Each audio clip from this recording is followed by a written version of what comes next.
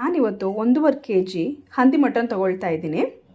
1.5 kg ಹಂದಿ ಮಟನ್ಗೆ 5 ರಿಂದ 6 ಈರುಳ್ಳಿ ಹಾಕಿದ್ದೀನಿ, 10 ರಿಂದ 12 ಮೆಣಸಿನಕಾಯಿ ಯೂಸ್ ಮಾಡಿದ್ದೀನಿ, 3 ಬೆಳ್ಳುಳ್ಳಿ ತೊಗೊಂಡಿದ್ದೀನಿ, ಸ್ವಲ್ಪ ಶುಂಠಿ ತೊಗೊಂಡಿದ್ದೀನಿ, ಎರಡನ್ನು ಕ್ರಷ್ ಮಾಡಿ ರೆಡಿ ಮಾಡಿ ಇಟ್ಕೊಂಡಿದ್ದೀನಿ.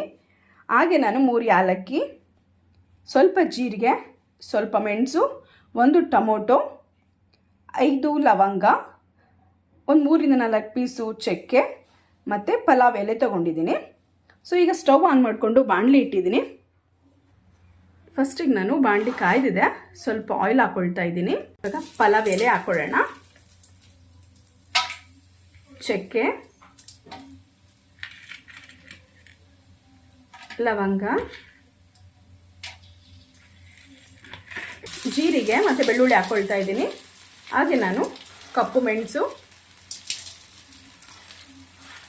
ಚಚ್ಚಿದ ಬೆಳ್ಳುಳ್ಳಿ ಶುಂಠಿ ಪೇಸ್ಟು, ಈಗ ಕಟ್ ಮಾಡ್ಕೊಂಡಿರೋ ಹಸಿಮೆಣಸಿನ್ಕಾಯಿ ಮತ್ತು ಈರುಳ್ಳಿಯನ್ನು ಹಾಕೊಳ್ಳೋಣ. ನಾನು ಆಯಿಲ್ ಜಾಸ್ತಿ ಯೂಸ್ ಮಾಡಿಲ್ಲ ಇಲ್ಲಿ, ಯಾಕಂದರೆ ಅದು ಊರ ಹಂದಿ ಮಟನ್ ಅಲ್ಲ, ಸೊ ಅದರಲ್ಲೇ ತುಂಬ ಆಯಿಲ್ ಇರುತ್ತೆ. ಸೊ ಅದಕ್ಕೋಸ್ಕರ ನಾನು ತುಂಬ ಆಯಿಲ್ ಹಾಕ್ಕೊಳ್ತಾ ಇಲ್ಲ. ಈಗ ಮಟನ್ ಹಾಕ್ಕೊಳ್ಳೋಣ.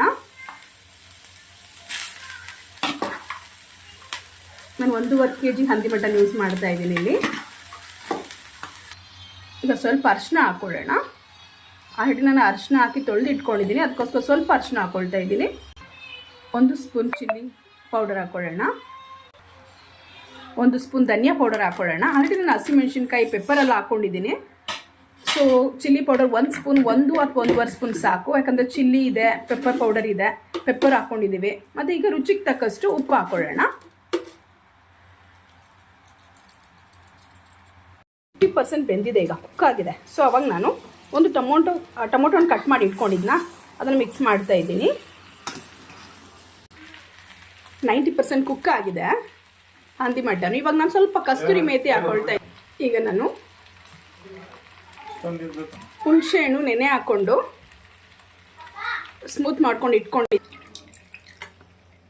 ಸೊ ಈಗ ಹುಣಸೆ ಹುಳಿನ ಹಾಕ್ಕೊಳ್ತಾ ಇದ್ದೀನಿ. ಫ್ರೆಂಡ್ಸ್, ಹಂದಿ ಮಟನ್ ರೆಡಿ ಆಗಿದೆ. ಲಾಸ್ಟಲ್ಲಿ ಈಗ ಸ್ವಲ್ಪ ಕೊತ್ತಂಬರಿ ಸೊಪ್ಪು ಉದುರಿಸೋಣ. ಫ್ರೆಂಡ್ಸ್, ನೀವು ಟ್ರೈ ಮಾಡಿ, ತುಂಬ ಚೆನ್ನಾಗಿ ಬರುತ್ತೆ. ಟ್ರೈ ಮಾಡಿ ತಿಂದ್ಬಿಟ್ಟು ನನಗೆ ಕಮೆಂಟಲ್ಲಿ ತಿಳಿಸಿ ಹೇಗೆ ಮಾಡಿದ್ರಿ, ಯಾವ ರೀತಿ ಟೇಸ್ಟ್ ಆಯಿತು ಅಂದ್ಬಿಟ್ಟು. ಸೊ ಹಾಗೆ ನನ್ನ ಚಾನಲ್ಗೆ ಯಾರ್ಯಾರು ಸಬ್ಸ್ಕ್ರೈಬ್ ಮಾಡ್ಕೊಂಡು ಪ್ಲೀಸ್ ಸಬ್ಸ್ಕ್ರೈಬ್ ಮಾಡಿ, ಸಪೋರ್ಟ್ ಮಾಡಿ.